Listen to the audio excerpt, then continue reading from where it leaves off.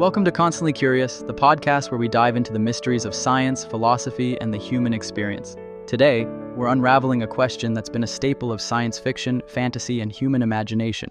Why don't we have invisibility cloaks yet? Before we begin, a quick reminder to follow and rate this podcast if you enjoy exploring these fascinating topics. Now let's dive in. The idea has captivated humanity for centuries. From ancient myths to modern science fiction, the concept of vanishing from sight has always represented a kind of ultimate freedom or power. Think about it.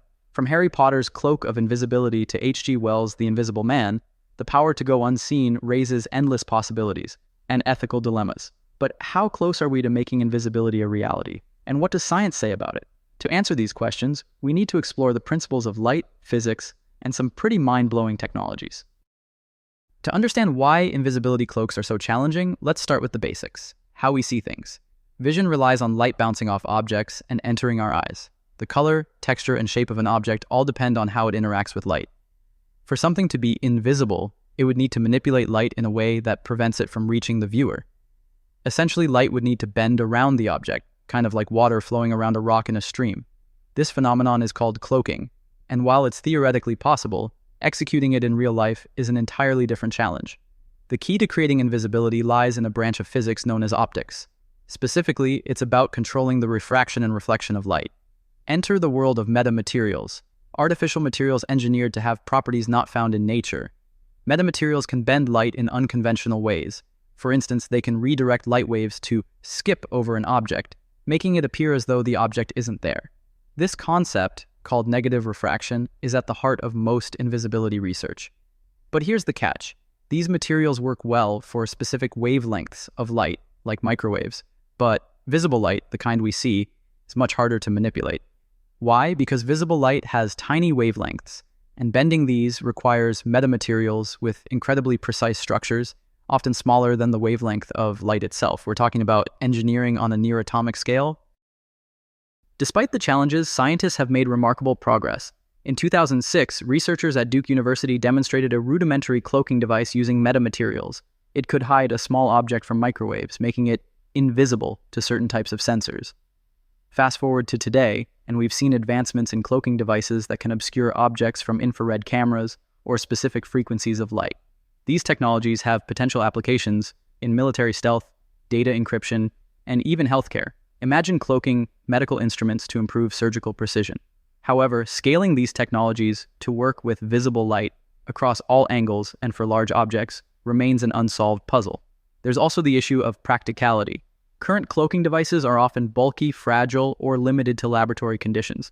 At this point, you might be wondering, if we're making progress, why don't we have something like Harry Potter's invisibility cloak? Well, let's compare fiction to reality. In stories, invisibility cloaks are seamless, lightweight, and work instantly. In real life, we're dealing with materials that require external power sources, precise alignment, and very controlled environments. Plus, cloaking devices are often specific to one type of light or one viewing angle. Imagine wearing a cloak that only makes you invisible to someone standing directly in front of you. Not exactly magical, right? Let's shift gears for a moment. Suppose we overcome all these challenges and develop a perfect invisibility cloak. What then? The implications are profound. On one hand, invisibility could revolutionize fields like surveillance, privacy, and security. On the other hand, it raises ethical concerns. How do we regulate a technology that could easily be misused? From spying to theft, invisibility poses significant risks. It's also worth considering the psychological effects. If people could go unseen at will, how would that change our social dynamics? Would we lose trust in public spaces, knowing anyone could be watching without being seen? So, what's next?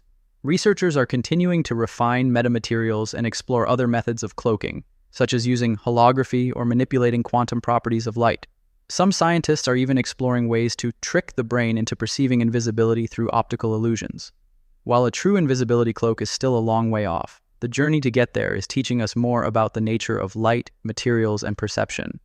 Even if we never achieve perfect invisibility, the spin-off technologies could revolutionize other fields, like advanced imaging, augmented reality, and telecommunications.